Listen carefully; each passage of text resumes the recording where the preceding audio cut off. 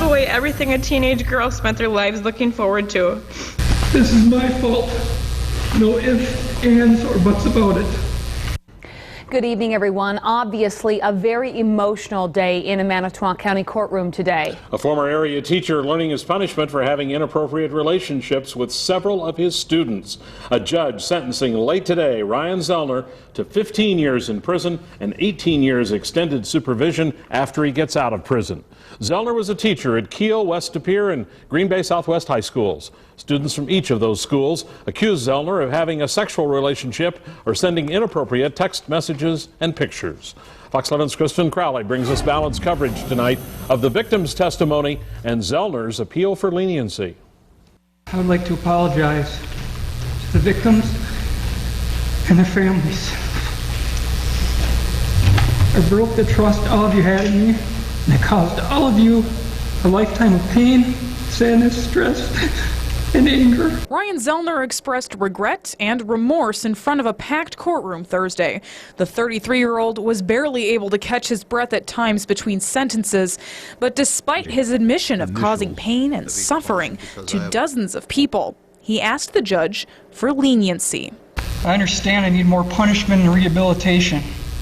Upon my release, I promise to follow all the guidelines and conditions through probation and supervision. But anything besides time behind bars was unacceptable for the victims and their families. One of Zellner's victims says the anguish and suffering he caused her and the other girls should be enough to keep him locked up as long as possible. The judge ordered the media to not show anyone, whether victims or family members, on camera. It is also Fox 11's policy not to show sexual abuse victims on camera. We provided more than enough proof to put him away for good. Please consider how much he's affected my life for the past 9 years. He took everything away from me. Emotional and in pain, the girl detailed how she says Zellner's actions destroyed her life for the past 9 years. Nearly every relationship that I've been in has been ruined because of the walls that I put up because of him.